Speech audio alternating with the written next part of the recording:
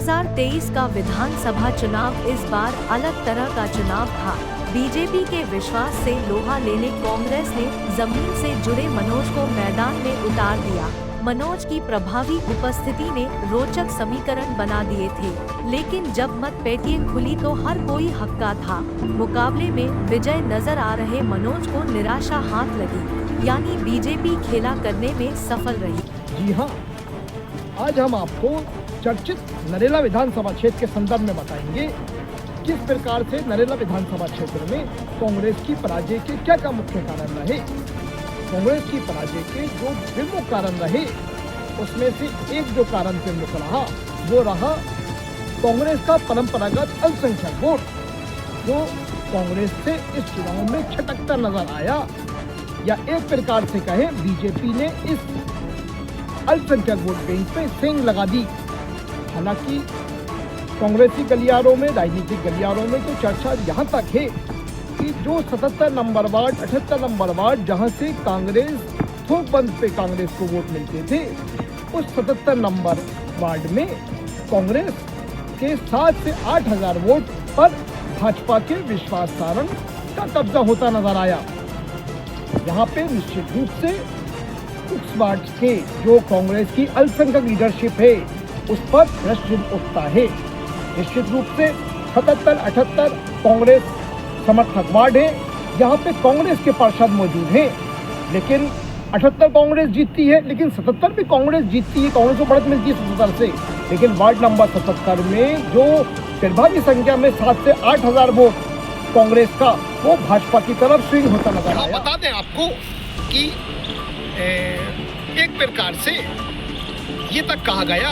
कि चुनाव के जिस दिन मतदान हो रहा था उस दिन जो कांग्रेस के एजेंट थे, कांग्रेस के कार्यकर्ता थे, वो कहीं ना कहीं सत्ता की चकाचौंध में गिरफ्त नजर आए। एक प्रकार से अगर घुमा फिरा कर नहीं कहा जाए, सीधा कहा जाए तो कांग्रेस का अल्पसंख्यक लीडरशिप जो बड़े बड़े दावे करती है, खासकर वार्ड नंबर 77 में, वार्ड नंबर 78 में, कि थोकबंद मुसलमान वोट कांग्रेस को जाता है, आंख बंद करके अल्पसंख्यक वोट कांग्रेस को जाता है, परंतु इस चुनाव में वो नहीं देखा। अब यहाँ पे भाजपा किस प्रकार से कांग्रेस के परंपरागत वोट में सेंध लगाने में कामयाब हुई, ये एक जाननीय। निश्चित रूप से कांग्रेस के जिम्मेदारों को उन कड़ियों पर काम करने की आवश्यकता है जो कांग्रेस का परंपरागत मुस्लिम वोट बैंक, जो कांग्रेस का प्रभाव वाला वोट बैंक होता था, वो बीजेपी भाजपा की तरफ, विश्वास सारंग की तरफ स्विंग क्यों होता नजर आया। हालांकि भाजपा के विश्वास सारंग ने विकास कार्य किए, इससे इनकार नहीं किया जा सकता, परंतु यहाँ पे अंदर खाने की चर्चा ऐसी है कि एक प्रकार से विश्वास सारंग फैक्टर की आड़ में यहाँ पर कांग्रेस कहीं ना कहीं मुरझाई हुई, दबी हुई,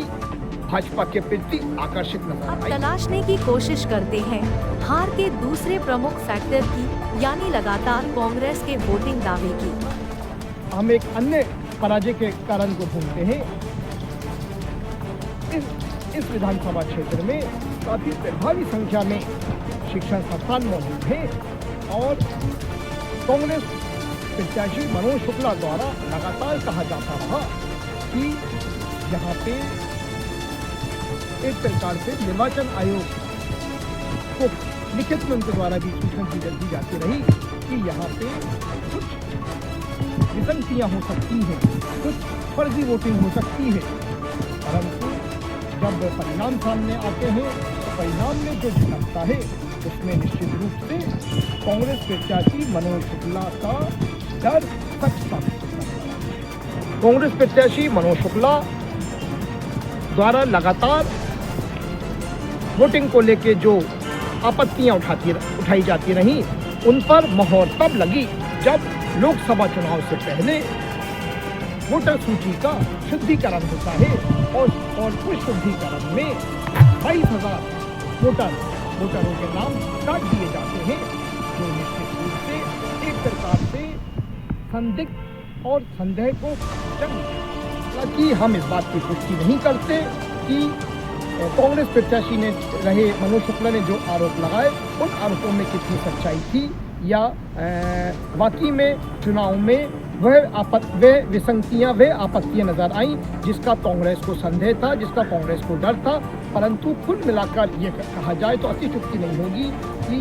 एक प्रकार से नरेला विधानसभा क्षेत्र में जहाँ पर मनोज शुक्ला लगातार काम करते रहे, यहाँ पे जो हार के प्रमुख कारण रहे, उन हार के प्रमुख कारणों में एक सत्ता पक्ष से जुड़ा एक वजनदार नेता की लगातार मशीनरी में हस्तक्षेप को हम स्वीकार नहीं कर सकते और विभिन्न माध्यमों से, विभिन्न स्रोतों के माध्यम से चुनाव को प्रभावित करने की जो कोशिश की गई। हालांकि राजनीति में जो जीता हुआ पर भाजपा होती है, कांग्रेस को निश्चित रूप से हताशा प्राप्त होती है। परंतु यहाँ पे सोचना ये है कि किस प्रकार से एक प्रकार से कांग्रेस का प्रत्याशी लगातार 5 वर्ष में ग्राउंड में जाता है, कांग्रेस का प्रत्याशी लगातार काम करता है, वे भाजपा के परंपरागत वोट बैंक कहे जाने वाले हिंदू मतदाता की गिनती जाता है और हिंदू जो समाज के महिलाएं हैं उनको प्रभावी संख्या में वो धार्मिक स्थलों का यात्रा कराता है और उसके बावजूद मनोज शुक्ला को हिंदू वोट प्रभावी संख्या में मिला। एक प्रकार से जो हमारा आंकड़ा है उसके अनुसार मनोज शुक्ला 30 से 35,000 हिंदू वोट पाने में कामयाब रहे, वहीं अल्पसंख्यक वोट का मनोज को करीब 65,000 मिला। परंतु यहाँ पे अल्पसंख्यक वोट जो 7 से 8,000 वोट अल्पसंख्यक भाजपा की तरफ स्विंग हो गया। विशेषकर वार्ड नंबर 77 की हम बात कर सकते हैं, वार्ड नंबर 78 की बात कर सकते हैं। और दूसरा जो एक कारण रहा वह रहा कि भाजपा द्वारा यहाँ पे जिस प्रकार से चुनाव को प्रभावित करने का प्रयास किया गया, उससे ठीक मतदान दिवस पर कांग्रेस का जो वोटर था वह कहीं ना कहीं सहमा हुआ नजर आया।